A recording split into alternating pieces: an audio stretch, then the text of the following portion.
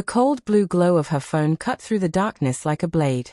2:47 a.m. The room was still, but my pulse wasn't. A notification blinked on Mia's screen. A message from Jake. Work. I almost set it down, but the preview line stopped me cold. Can't stop thinking about last night.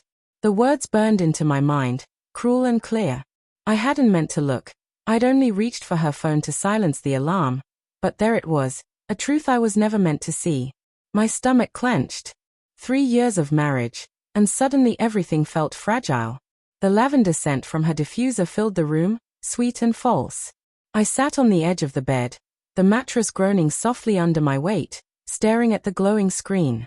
My thumb hovered, torn between unlocking it and pretending none of this existed.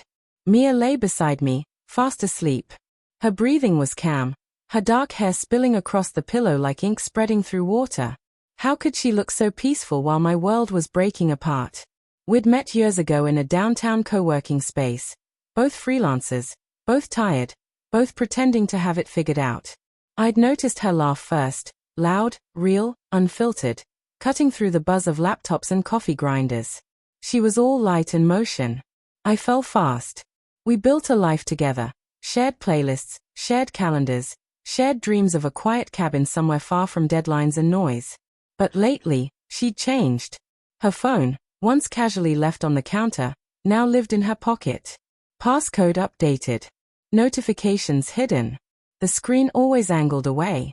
Just work, she'd said when I asked, and I'd believed her, or wanted to.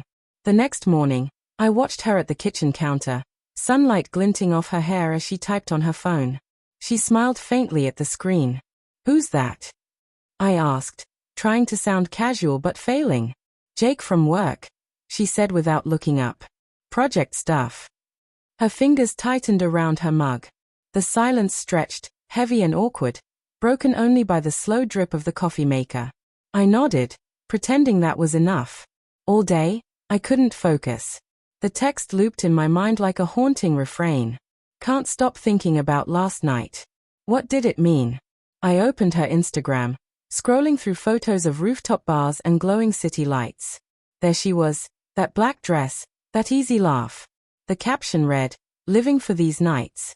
No Jake in sight, but his absence felt loud. That night, she came home late. Her heels clicked against the wood, and I caught the faint trace of cigarette smoke, a habit she'd sworn she'd kicked. "Long day?" I asked, keeping my voice steady. She shrugged. "Client dinner ran late. You know how it is." Her phone buzzed again. I caught a glimpse before she silenced it. "Jake, work. Everything okay with Jake?" I asked, pulse pounding. She froze for just an instant, then forced a laugh that didn't reach her eyes. "God, Alex, it's just work." But the way she said it told me everything I needed to know. "Why are you acting so strange about it?" she asked, her tone sharp enough to sting. The question flipped everything. Suddenly, I was the one being unreasonable, paranoid, the one who couldn't trust. But the unease stayed, deep and splintered beneath the surface, impossible to ignore. Over the next week, the evidence began to build, quiet but undeniable. A text thread disappeared the moment I noticed it. Her location on the map showed a bar when she'd said she was still at work. A vague post about long nights and new beginnings surfaced online, innocent enough on its own, but not when you already felt the ground shifting beneath you. I wanted to confront her. Every night, I rehearsed the words. But fear held me back. What if I was wrong? What if I wasn't? The technology that once kept us connected, shared passwords, synced devices, mutual trust, had turned into a trap, each notification a possible landmine. That Friday, she told me she had another work event. I watched from the window as her Uber disappeared down the street, then turned toward her laptop, sitting unlocked on the counter. My stomach churned as I opened it, fingers trembling, guilt wrestling with dread. Her iCloud account was still signed in. The truth was waiting there in black and white. A stream of messages with Jake, teasing words, heart emojis, private jokes, a photo of them at a rooftop bar, his arm wrapped around her. Then the one that shattered everything. "Wish we could stay in that moment forever." Sent at 1:12 a.m., the same night she'd claimed she was stuck at the office. My chest tightened. The room tilted. I sank onto the couch, laptop still open, heart hammering.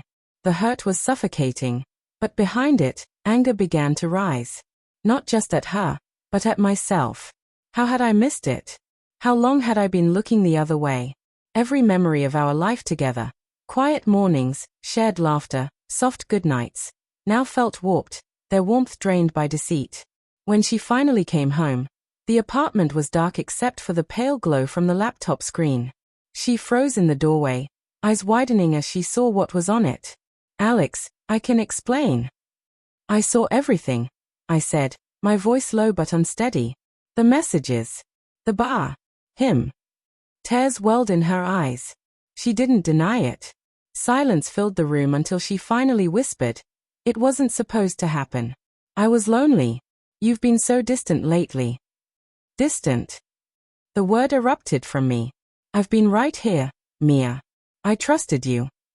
The air between us fractured, 3 years of love collapsing into something unrecognizable. She reached out, but I stepped back, the space between us an unbridgeable gulf. "I still love you," she said through her tears. "I never wanted to hurt you." But the words fell flat, stripped of meaning. Then, as if to drive the final nail in, her phone buzzed on the counter. Another message from Jake. "Miss you already." In that instant, the truth became inescapable. This wasn't one mistake. It was a choice, made again and again in every hidden text, every lie. I turned away, the weight of betrayal pressing down on me, knowing that whatever we'd had was gone, and the woman standing in front of me was no longer the one I loved.